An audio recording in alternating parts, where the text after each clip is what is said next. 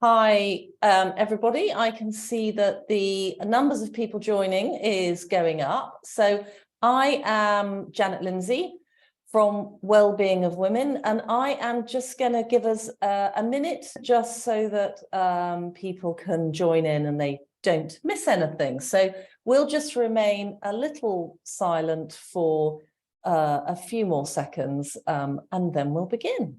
Thank you.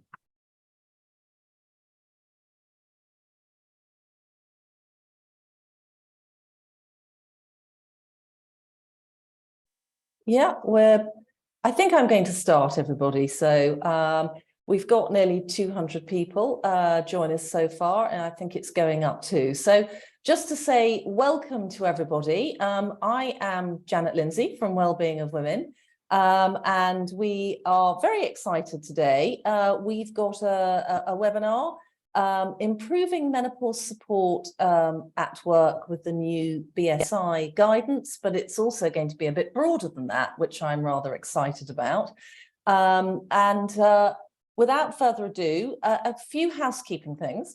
So we are recording this webinar so that everybody who's unable to join or wants to come back to it is able to it, and the team will put it out on our channels, so look out for that. We do encourage you to ask questions, join in the chat, say if you've got things that you really want to say, please do put them into the chat section, and we will come to them at the end and talk about your comments and questions. So without further ado, I would like to introduce our panel, which is Emma Persand from BSI, Dr. Sam Wild from Bupa, and Lydia Hatley from Holland and Barrett. And if each of you could just sort of introduce yourselves, and we'll start with Emma, if we may, please. Good afternoon. Thank you for having me today. So I am Emma Persand. I'm a qualified occupational health and wellbeing professional, and I am also the Vice Chair of the Society of Occupational Medicine's Diversity and Inclusion Task Force. I am also trained under the British Menopause Society for the Menopause Specialist Skills Certificate and the Cognitive Behavioural Therapy Certificate supporting employees coming back to work in view of menopause. Last year, I was asked to sit on the committee to start drafting this standard, and it took about 8 to 10 months. And I'm delighted to be here to talk about it as it's launched. Thank you. Dr. Sam Wild, can I hand over to you for a minute? Of course, thank you, Janet. So good afternoon, everyone. I'm Dr. Sam Wild, a GP of over 20 years, and I'm the Women's Health Clinical Lead at Bupa. I've had a specialist interest in women's health throughout my career. I've worked in contraception and sexual health services, as well as GU medicine, and I've also lectured medical students at Warwick University on women's health too. As well as my clinical experience, I also have lived experience of endometriosis, as I was an endometriosis sufferer from my early 20s, and after many difficult years, I had a hysterectomy in my mid-30s, which plunged me straight into the menopause. So my experiences have really driven my passion surrounding women's health and trying to shift the stigma surrounding all these women's health subjects. And I'm absolutely delighted to join you today. Thank you, Sam. I hope you don't mind me calling you Sam. And now over to Lydia. Welcome. Hi, thanks, Janet. And yeah, I echo that. It's really great to be part of this panel. So I'm from Holland and Barrett. I'm a Culture Development Engagement Director, and one of the things that I look after in my area is our wellness and belonging team. And we have a 70% female workforce.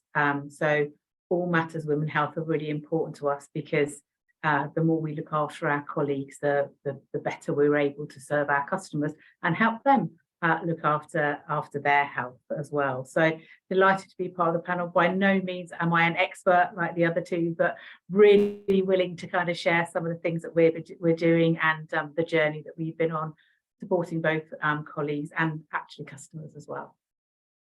Thank you. Well, So welcome to our three panelists, and welcome to everybody who's joined us today. We've gone up, we're nearly 250, so that's very exciting.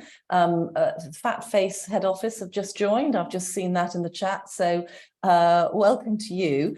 So I'm just going to say a little bit about well-being of women, and a little bit about our work so far in menopause and in other areas. And then I will hand over to Emma. So I think it goes without saying that all of us on this webinar believe that women make a valuable contribution to the workplace every day. So I'm just so pleased that we're able to do this. So nearly half of the working population is women, and those over 50 are the fastest growing workplace demographic. And we launched our Menopause Workplace Pledge in 2021 because speaking to women about their experiences, it seemed that the menopause was really not being supported for them. They didn't feel supported either at home or in the workplace. And we've also got a lot of research in menopause too. So we thought if people are struggling at work, then it would be a really good thing to try and help them. And that's why we actually launched the Menopause Workplace Pledge. As you all know, 3 parts to it. You know, the first one is recognizing that menopause can be a problem for people in the workplace, to talk openly, honestly, and respectfully. And finally, to inform and provide support. And we know that without good support, women going through the menopause are much more likely to reduce their hours. They're more likely to pass up promotions or even leave their jobs. And organizations are losing experienced and talented people, which is why we are thrilled that we're getting towards 3,000 organizations now who've signed the pledge. We want more. There are many more thousands of organizations who could sign. But we also hope that the publication of the BSI's first standard on menstruation, menstrual health and menopause in the workplace will help even more workplaces to provide the support they need. Why is this so important? Well, we know that when we get it right for women, everybody benefits. And there's evidence on this, that a diverse workforce is much better for all. It creates an inclusive environment that can inspire creativity, innovation. It increases profitability. And there are, you know, the stats are there. Improves staff retention and motivates people to do their best at work. And most importantly, I think we all feel much more supported and valued if we know that people are trying to support us at work. So moving on from the Menopause Workplace Pledge, we have been doing work on launching a new employer membership program to support organizations to support their women's health across the life course in the workplace. And it will give employers access to practical resources. We've developed those with experts. We've got policy templates so that people can go and use those to bespoke them. We always say policies are important to have, but they have got to be very personalized and bespoke. And there will be lots of other measures and activities that organizations will be able to take advantage of. So please go to our website. I'm sure that one of the team will put the link in our chat here, see whether or not our employer membership program can support you and your organization and your colleagues. Now I'm going to hand over to Emma, who's going to talk about the BSI standards. So over to you, Emma, now. Thank you. Thank you. I'm actually going to use just 4 slides, and it's to keep me on track, to keep me to time. Otherwise, you'd still be here tomorrow.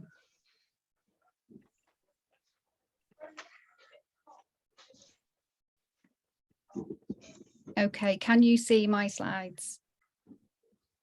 Yes, we can.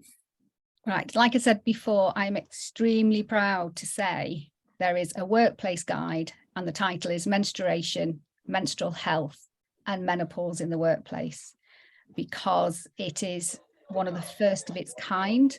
We don't have a lot of things out there for businesses, for managers, for employees to refer to and rely on when it comes to the life course of from puberty really right the way down to post-menopause.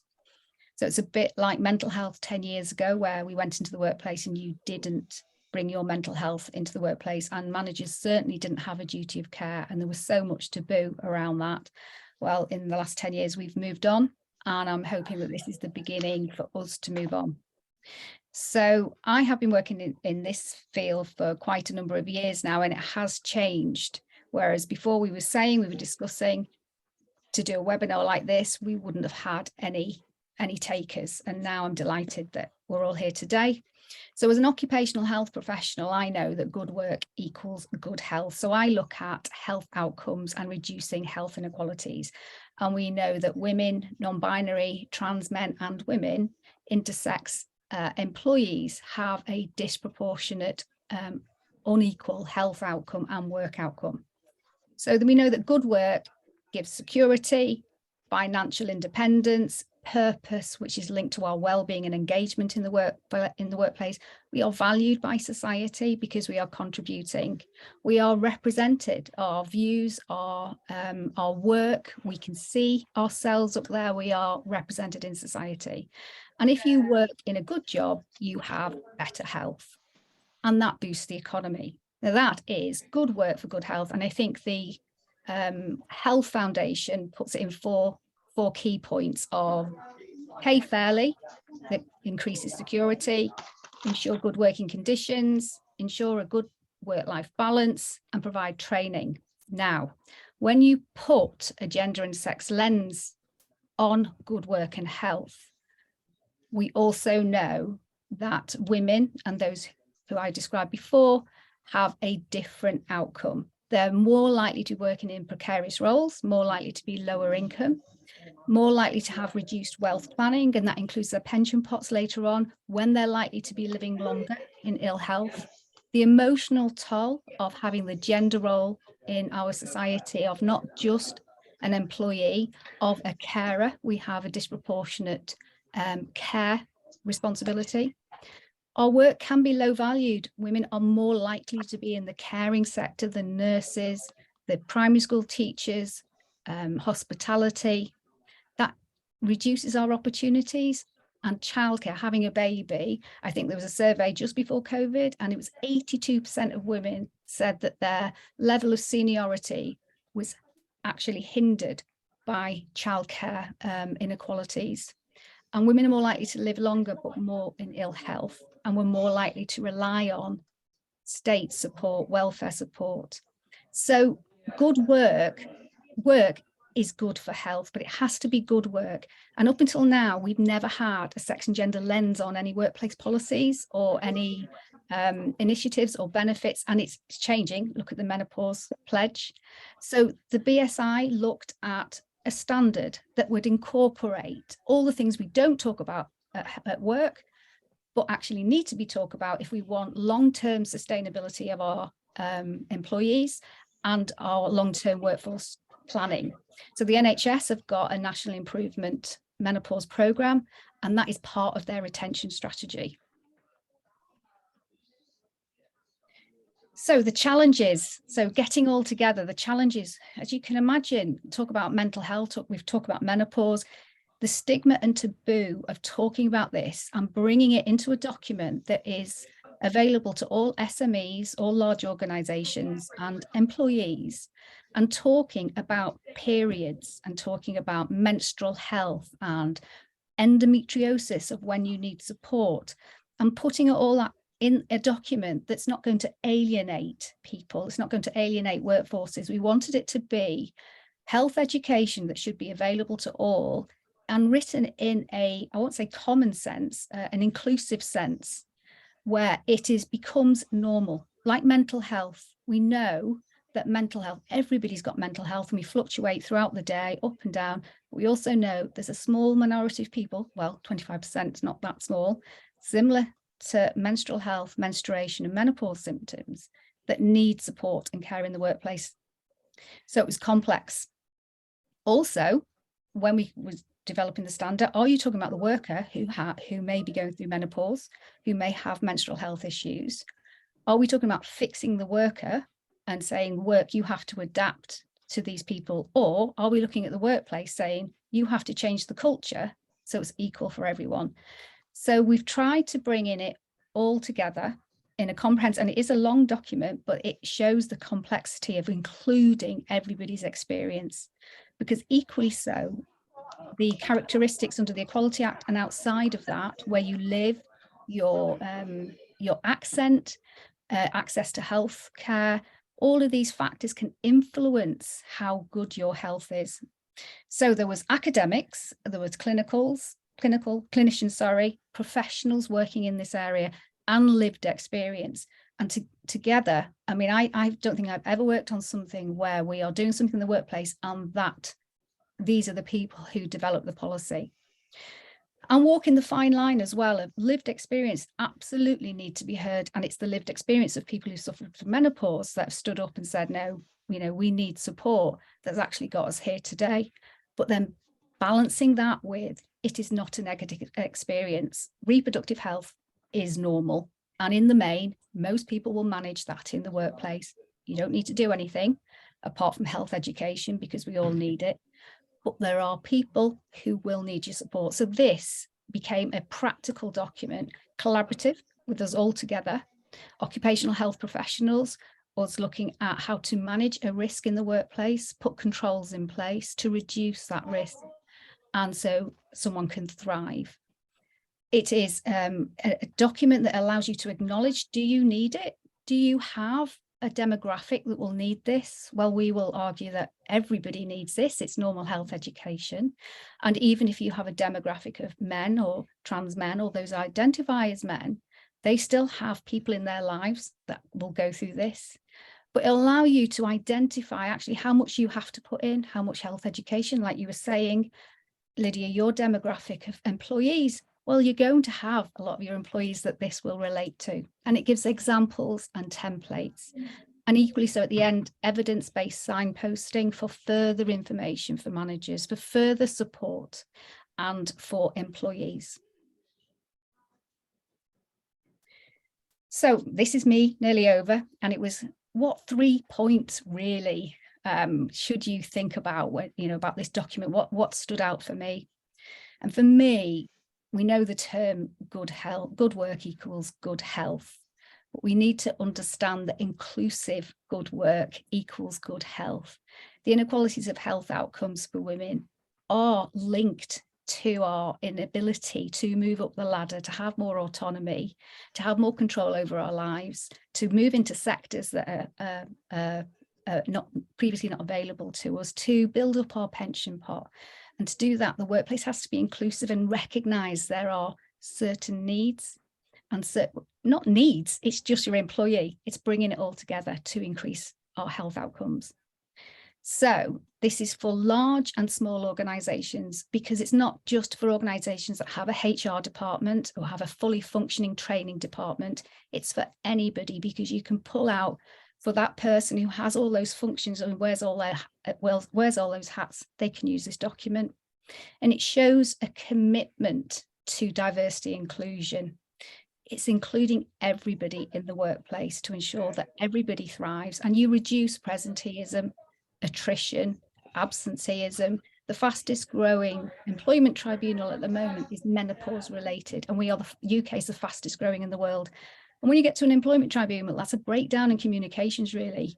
That's what's happened. So if you can support your culture to be inclusive, you're less likely to get that way. And it enables confidence and competency, which is the big thing when you're dealing with health at work. A manager to feel confident enough to have the conversation and then competent enough to manage that. So the document is quite large, so I'm not going to give you an overview of it all today, but they're my 3 key points of why this document is really important to anybody who is managing health and wellbeing at work. Thank you. I'll pass it back. Thank you so much for doing that, Emma. I mean, I think we're all thrilled that the BSI has done this, and I hope that many people will take it forward. I'm going to ask for one thing. On my screen, and I can only see, I can't see anybody else other than the speakers. Lydia, there's another screen of yours that's there, that's open, and we can all hear noise coming.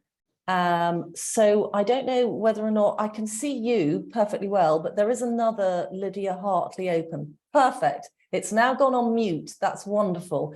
So that's good. I am thrilled that we've got Dr. Sam Wild here. I'm thrilled because Bupa have been such a huge support to wellbeing of women over the last couple of years. They have supported us with our Menopause Workplace Pledge, and I can assure you that we would not have been able to achieve as much as we have if we hadn't had their support. So I'd like to start by thanking Bupa, but also to say, please keep that support coming, Sam. Anyway, I'm going to hand over to you now. Okay.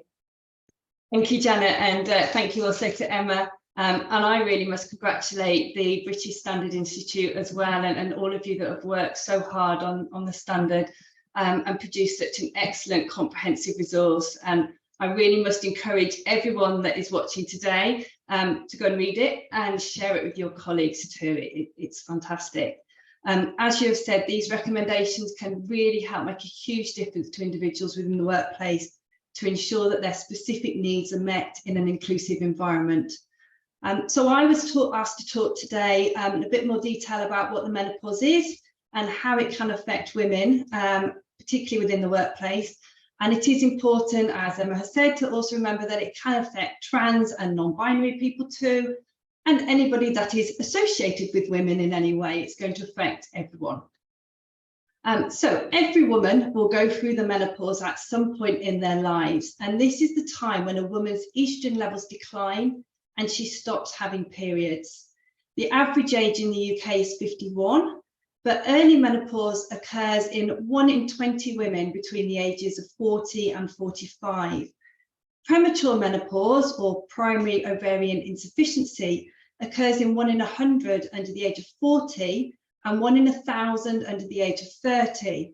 So this is not just something that happens to old women, and we really must get rid of that perception. The cause of premature menopause is often not known, but it can run in families. And it can also be the result of surgery, such as removal of the ovaries, treatments such as chemotherapy or radiotherapy, and autoimmune diseases such as type 1 diabetes. And a woman has reached the menopause after she hasn't had a period for a year, but before this time, she can experience perimenopausal symptoms, which are the same as those which she may experience when she becomes menopausal as well. 25% of perimenopausal and menopausal women don't suffer any symptoms, but obviously that means that 75% of women do. And 1/3 of women describe these as being severe. And as there's at least 34 symptoms which can be attributed to the menopause, every woman's experience is different. And whilst the average length of the menopause is 4 years, for some it can be a decade or more. So what are the symptoms? As estrogen protects a number of different systems in the body, including the brain, skin, bones, heart, urinary functions, and genital areas, as the levels of estrogen drop, all these parts of the body can therefore be affected. So I think everybody immediately associates hot flushes and night sweats with the menopause, and these can affect 75% of women. But they may also be associated with sweating, dizziness, palpitations, or lightheadedness. And they can occur several times daily and at night, and can be aggravated by certain foods and also alcohol. Experiencing a hot flush in a meeting or in the middle of a presentation can understandably be very embarrassing and affect a woman's confidence. And waking up soaked through several times at night will obviously lead to fatigue and tiredness. And fatigue will further impact the emotional and psychological symptoms that affect women the most whilst they're in the menopause, but are often underreported, so are underestimated. In my experience as a GP, and from the data that we've collected from our customers accessing the Bupa menopause plan, it's often these symptoms that bother women the most. So there can be increased anxiety, mood swings, irritability, lack of confidence, and difficulties with memory and concentration, which is often termed as brain fog. And very commonly, I see women who have found that little things that they know in the past wouldn't have troubled them suddenly feel like huge hurdles to overcome. And these can be things such as travelling, driving on the motorway is often a new fear, using the underground or flying. And for some, it can just even be going out and socialising. And I think for a lot of women, the enforced stay at home during COVID times has really exacerbated this, making it harder for them to get back to those normal demands of life. Women also describe having an incredibly short fuse, feeling like they've suddenly become the Incredible Hulk, when something can suddenly trigger huge rage inside and they feel so angry at people. And then this is followed by extreme guilt and self-blame when they dwell on what's happened. And these symptoms, on top of the anxiety, having low self-esteem, and not wanting to go out, can understandably affect their relationships as well. It may be that a partner doesn't understand what the woman is experiencing or why, and so it's not surprising that a lot of relationships break down when a woman is perimenopausal or menopausal. At work, women may find that it takes longer for them to complete tasks, and they feel that they have to keep checking their work to see if it's done correctly. And so they start to feel that they're going mad or they're losing it. And they suffer then with imposter syndrome, and they feel that they're just not up to doing their job anymore. And women often feel that they're maybe starting to suffer with dementia. I've lost track of the number of times that I've seen women in surgery and had to reassure them that this is normal. Forgetting what you've gone into a room to collect, forgetting people's names, forgetting words mid-sentence are all common occurrences. Women, though, will worry what their colleagues think of them, and so this can affect their relationships with them too. Other symptoms experienced can include muscle and joint stiffness, aches and pains, and headaches and migraines may worsen, which again will affect sleep and concentration. A woman's weight may redistribute, and she might find that it's hard to lose it again. And skin changes can occur, resulting in fine lines, sagging and wrinkles. Acne is common, and there might also be an increase in facial hair. So understandably, all these changes may affect a woman's self-confidence and how she feels about herself. And because of all these skin changes, vaginal dryness also occurs. And again, it's one of those more taboo symptoms that women just don't talk about. It's, however, very common, affecting up to 70%, and yet only 7% consult their GP about it. And this can result in urinary symptoms, such as increased frequency of urination or urgency, incontinence, and an increase in urinary tract infections may also arise. So you can see that it's not really a surprise that menopause isn't openly talked about. Symptoms are personal, often embarrassing as well. But as we've said, as menopausal women are the fastest growing demographic in the workplace, with an estimated 4.5 million women aged over 50 in employment, this is a significant issue. And a huge proportion of the UK labour force will experience menopause transition during their working lives. Research carried out by the Chartered Institute of Personnel and Development in 2021 found that 6 in 10 working women experiencing menopause said it negatively impacted them at work, with 1 in 4 considering leaving their job. They feel embarrassed and unable to disclose their menopause symptoms, fearing they may be stigmatised for this. And women say they have to work extremely hard to overcome the perceived shortcomings due to the menopause. 1 in 5 say they've been forced to take some time off. Others consider working part-time, despite the concern about the impact on their career, and 1 in 50 are on long-term sick. And Bupa research found that 1 million women have left the workplace due to their menopausal symptoms. And we should also remember that for many women, whilst they're going through the perimenopause and the menopause, there may be other stressful life events occurring at this time, such as dealing with elderly parents or juggling childcare responsibilities.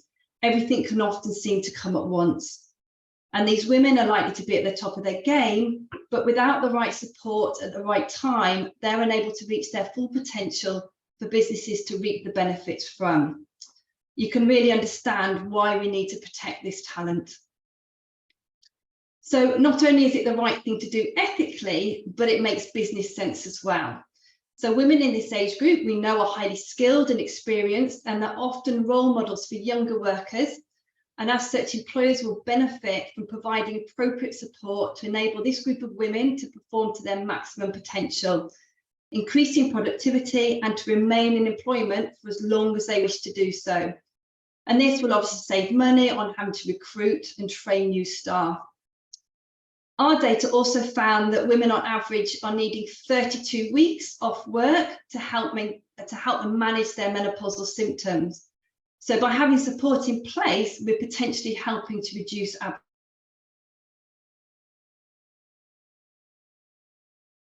women's health more generally too. Supporting individuals at work will promote employer advocacy, highlighting a commitment to employee wellbeing, which can again help recruit and retain talent. And if they don't, they will face that potential risk of reputational damage and the opposite impact on recruitment and retention of staff. And as Emma said, this will also make themselves vulnerable to legal claims of discrimination as well.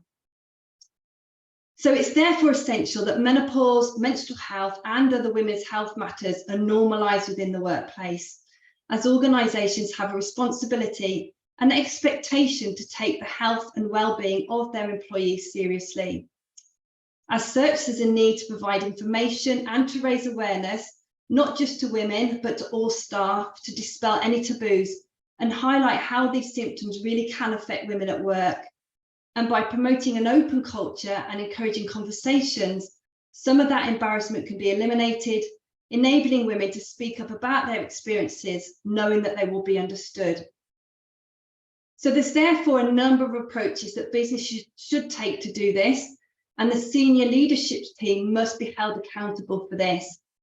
And there's obviously now great new guidance from the BSI on how to do this. And as Janet said, businesses can also take the Wellbeing of Women Menopause in the Workplace pledge to highlight commitment to supporting colleagues with the menopause. So a few ideas, this is definitely not exhaustive, but what I would say is, first of all, survey your workplace to understand who your workforce are and what their needs are. And it's important to be aware that intersectionality has a huge impact on an individual's experiences and needs. There are huge cultural differences that can play a role, as well as disability, neurodiversity, and gender identity too. Look at where menopause and menstrual health can be included in policies and guidance. So for some companies, a standalone policy may be required. However, for others, it may be just making sure that menopause and menstrual health are included in existing D&I, performance management, sickness and absence, and flexible working policies, and review all of these to ensure that you have a consistent approach. Consider what adjustments can be made within the working environment as required, remembering again that it isn't a one-size-fits-all approach. And so this can include things such as access to toilets, washing facilities, changes in uniform, quiet areas, easy and free access to menstrual products, adjustable workplace temperatures, and flexible workings. And this means place and scheduling. So could someone start or finish work later than usual, or change shift if they've had a bad night's sleep? And if they aren't already routinely working from home, could they do so on a day when it might help them manage their symptoms, or if they've had a bad night? And just also to say here that whilst it might sound that working from home, if possible, solves all of these issues, for some it can actually be more challenging, with many suffering more from feelings of isolation, imposter syndrome, and a lack of confidence. So women need to be supported wherever they're working, and they mustn't be allowed to slip off the radar. And so menopause and work menstrual health policies need to reflect hybrid and home working too. Training, make sure that all managers are up to speed on menstrual health and menopause and how people going through it may be affected. And this might include giving your managers access to webinars to increase their knowledge, as well as ensuring that they're very familiar with all your policies, and include advice on how to start a conversation around menstrual health and the menopause too with anyone that they're line managing. Provide access to resources and information for all your staff. And a good way to do this is to launch an internal campaign for your staff, or to host an event with internal and external speakers. And you can link these to awareness days, or make menstrual health or menopause a focus for a whole month, sharing colleague stories and experiences. And you may also wish to consider an informal internal support group. So we have two groups at Bupa. One is for menopause and one is for menstrual health. And we meet virtually for an hour each month over lunchtime, and we have a continual Teams chat. And these are really highly valued by my colleagues. You can also signpost to charities as well. Consider menstrual and menopause champions. So create champions across the business so that your people have someone outside of their immediate team to talk to confidentially. Publicise your support. So there's no point having it if everybody doesn't know about it. So ensure that all your people know what you offer in terms of supporting colleagues with these issues and how they can access it, and what workplace reasonable adjustments may be available for them. And then provide access to services. So it's essential that, as well as creating policies, business consider providing access to services which can provide support with symptom management. And this can include private GP services with easy access to services like our Bupa Menopause Plan or Period Plan. And these tend to offer longer appointments with provision of reliable information and advice regarding management. In our Bupa plans, we create a mutually agreed treatment plan designed around that individual's needs, with year-long support from nurse-led phone lines offering 24/7 care. Sam, that's really interesting about the phone lines and things like that, and the different things that you're doing at Bupa. And it's really interesting seeing what's coming through the chat here. Different people are saying that they run, menopause cafes. Somebody else has said that, they've got a support group. And, I know when we did our research with all the organisations, the thing that came through, Sam, loud and clear, was that, some kind of support group within the organisation was really important to the staff. So I was sorry to sort of interrupt you there, but I think you probably nearly finished. Anyway. But I just wanted to just pick up on one thing, because menopause affects everybody. It doesn't just affect people who work in offices. And I am so thrilled that on this webinar today, we've got representatives from the Fire and Rescue Service, from Age UK Social Housing, from the Church of England, from the Diocese of Truro, which is fantastic. We've got many NHS workers. We've got people from hospices. Literally the list is endless. Lockheed Martin have just put themselves down. So, I think for me, it's really important that it is seen as something that really, it affects everybody. And women hold different jobs. We're not all just sitting in the office. We can be working out on building sites. We can be on engineering. We can be in hospitals. We can be doing literally anything. So, and I know it's difficult in those situations to provide flexible support, but more organisations are really coming up for it. It's great. Please keep putting down who you work for. It's fantastic. Thank you for that. It was really helpful. We have got a couple of questions on symptoms, which we'll come to at the end, Sam. But now I'd like to hand on to Lydia, if that's possible, and for you to tell us about what's happening at Holland and Barrett. Thank you. Great, thanks, Janet. So as I said, I'm not here as an expert, and I'm sure some of the things that I'm going to share, many of you are doing as well. But I think as a health and wellness business, I think one of the things that we recognised is that actually in some ways we were better at supporting our customers when it comes to menopause, and perhaps we were at supporting our colleagues. So we have really well-trained colleagues in terms of being able to support people that come in and talk about their symptoms, which is great. But actually we needed to do more than that. And over the last year, really, we've been turning the dial in a number of ways to make the workplace just more menopause friendly and more inclusive, and actually the ability for anyone to come and be who they are and where they are, and to feel a valued part of our workplace. And you talked there about, we have people that work in retail shops, we have people that work in distribution, we have lorry drivers, we have people in offices, so in a whole variety of settings that are experiencing, the menopause. And 70% of our workforce is female, so actually a really, really important issue to us. So the commerciality point, actually, if we are supporting our colleagues and enabling them to, give their best where they're at with what they're going through, actually the benefit for us is huge. Plus it just makes work a better place to be.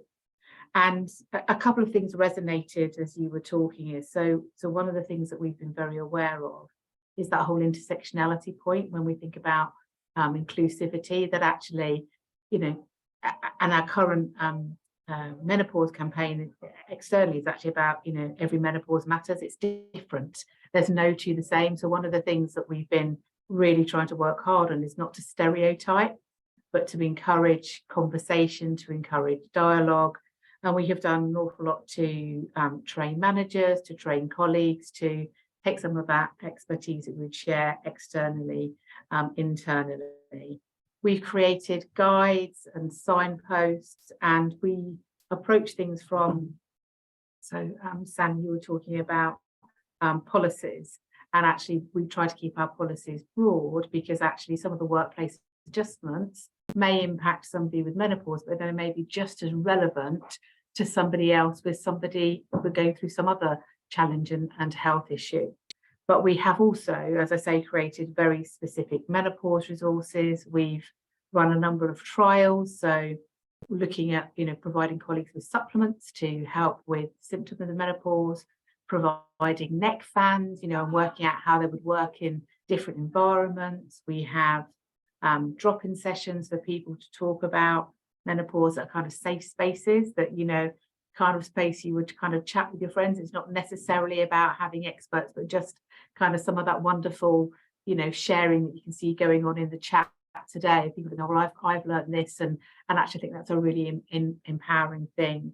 We absolutely encourage people to speak to their GPs and get the support for them. So there's lots of things we're doing, and we're continually trying different things. We've absolutely, listened to what our colleagues have told us they need and what matters to them. And actually, one of the things I think I'm really pleased about is actually some of our male colleagues, how actually now they are so much more comfortable in talking about menopause and engaging in that conversation. And I think one of the ways we talk about it is actually this understanding just helps you be a better human being for those people in your life. It's not just about work, but you've got mothers, you've got sisters, you've got daughters, actually it can just help you be a better human being, having a bit more understanding. And we also recognize that we've been doing some things externally. So we've trained colleagues to be able to go into the community and talk about the menopause, and really understanding the difference between cultures and how that impacts. And because it's, we might think it's as a white female, I might think it's quite a taboo subject, but in some cultures it's actually an even bigger taboo than we might realize. So we've been doing lots of things.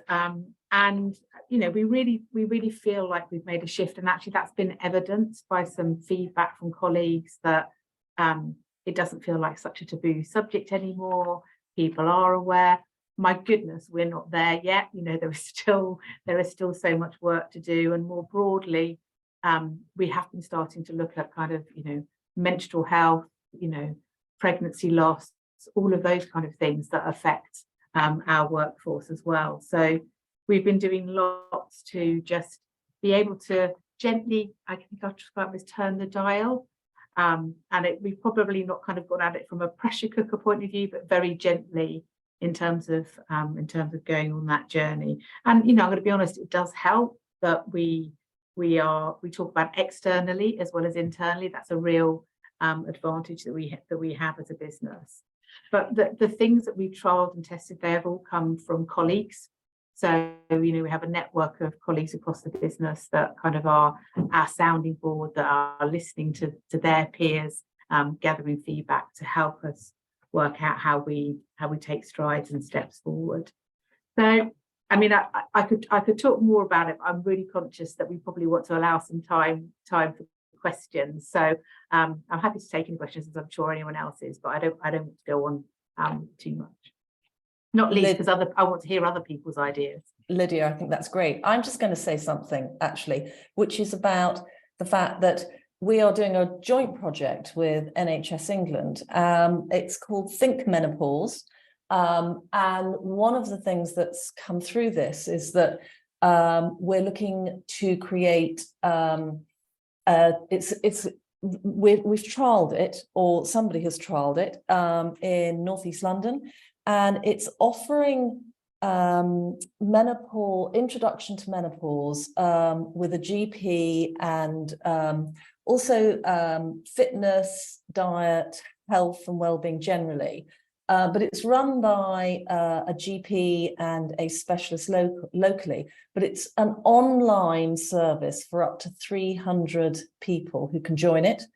And from that, if people then want to take that further and then go and either have an individual appointment with their healthcare professional or join a much smaller event, which can be in person or online, but with up to 9 other women, 9 other people, to talk specifically about their symptoms, they can. And I think what's coming through loud and clear here to me on this chat, there was a lovely bit of chat at the beginning where somebody was talking about prescriptions and HRT, and it was fascinating because 3 or 4 women were able to answer the question of the person who posed the question.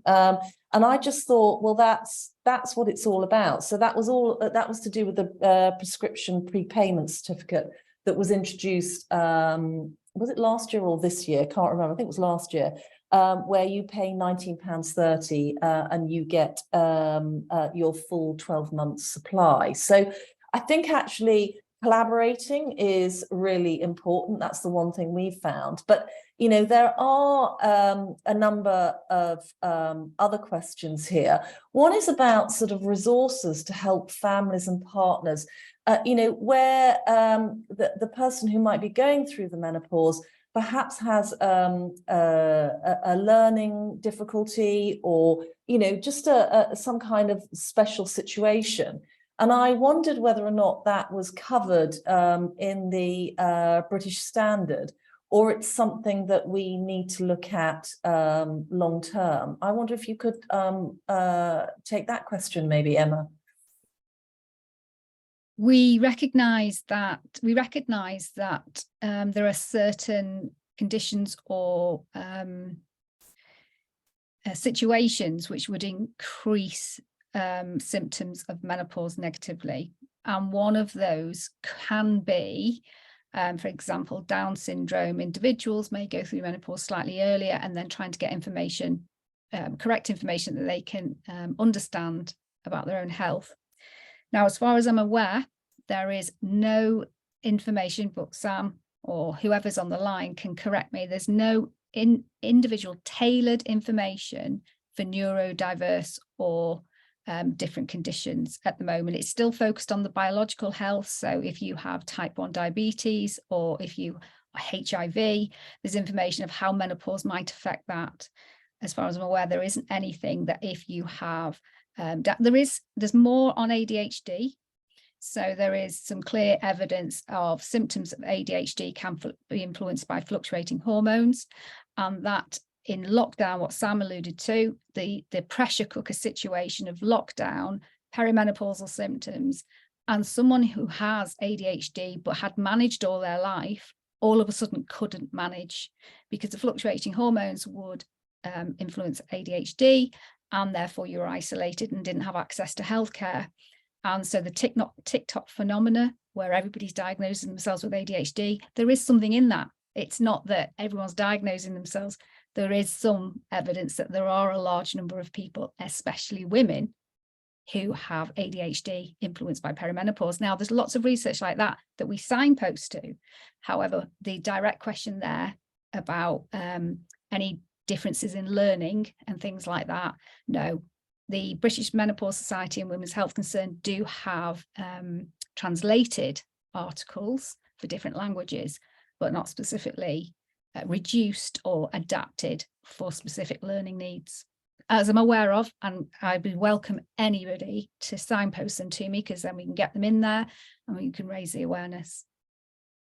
Thank you. If anybody has anything that they would like to include in the chat, please do. It would be, I mean, I think it's really helpful.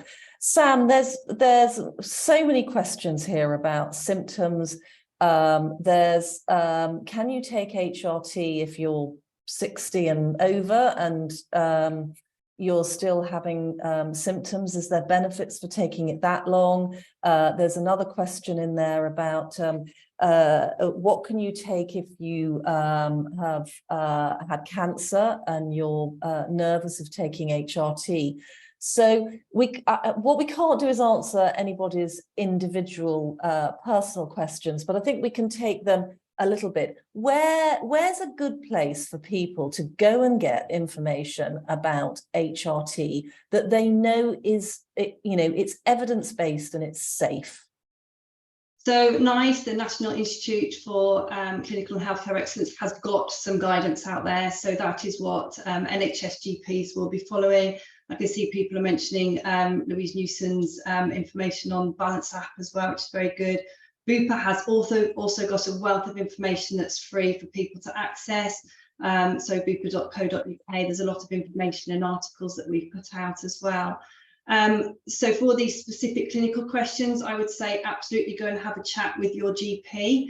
We're not just talking HRT here. That is not the only way to manage the menopause. And I always start with my ladies by talking about, things that we can do to help ourselves. So it's so important that we are looking after our health. So, having a healthy, balanced diet, getting regular exercise, not smoking, not drinking too much alcohol, all of those things that in a way we tend to negate because we're told them day in, day out, and we just think, oh, whatever. But they can make a huge difference, particularly at this time of life, to help you manage your symptoms and to reduce some of those long-term consequences that the menopause can have of increasing our risk of heart disease, increasing our risk of osteoporosis. So, it's absolutely imperative that all women are looking after themselves. There are non-hormonal medications for women that can't have HRT. That does include women with breast cancer, although some women with breast cancer still can have HRT and may choose to do so, but they need to understand their individual risks and benefits. So, as we've said all throughout this is not a one-size-fits-all approach. That needs to, have a very informed, balanced conversation, probably with a menopause specialist rather than a GP. For women over 60, again, this NICE guidance is very clear that as long as the benefits of taking HRT continue to outweigh the risks for that individual, then it's absolutely safe to stay on HRT over the age of 60. So again, very individualized approach, looking at that individual's, past medical history, family history, and what is right for them. But with the new modern types of HRT we use these days, which tends to be estrogen through the skin and progesterone tablets, it's very, very safe. And so most women, they would be able to stay on it indefinitely. Okay. Thank you very much for that. You can also go onto the Wellbeing of Women website and onto the Menopause Workplace Pledge website, where we have resources and we signpost to other resources too. And I think people are writing lots of different things in here. So I would say start with your healthcare professional, your GP, and check out, the good, reliable sources, the British Menopause Society, Women's Health Concern, and the NHS website, which I understand is getting better. So let's hope so. I guess one final question for Emma is, with the your BSI, what sort of, what do you feel are the sort of key elements when it comes to workplace support? It's communication. It has to be effective communication. There are lots of interventions, lots of expensive and inexpensive and free interventions, but ultimately it comes down to your manager having emotional intelligence and understanding, even if they know nothing about what the condition. And so this document hopefully enables competency in a manager, because it's hard talking about periods with women. It's hard talking about menopause with women. So never mind if your boss is a different gender, younger, and you might not be feeling great yourself, and you might not know what it is because you've not had enough health education. You might feel it's just stress and depression because you've got 2 children, you've got elder care, exactly what we alluded to. So it's compassion and understanding, and that is the number one thing. And this document hopefully will just fill in the gaps of in knowledge of talking about periods and menstrual health and menopause, and then extra skills going forward. Thank you, Emma. We're going to have to wind it up there so that everybody's got a minute or two afterwards to go and do whatever they've got to do. Education, education, education. Gosh, where was that from? Hey, all those years ago. Don't disagree with you. It is about communication, and it is about finding good information. And we will make sure that we update our website to include all of that. Thank you to my fantastic panel, to Emma, to Dr. Sam Wild, and to Lydia Hatley. It's been fantastic. Sorry, Hatley, I've called you the wrong name all the way through. I apologise, Lydia, I really do. And to everybody who's joined, it's been truly inspirational. I love reading your messages. And can I just say huge thanks to all the men who've joined us today. Yes, we do want male allies, and we do want you to be part of the conversation. And everybody's been putting that down too as well. So from Wellbeing of Women this afternoon, huge thanks. It's been a good webinar, and I can't wait for the next one. And we'll let you know when that's coming along. Thank you very much. Bye. Bye.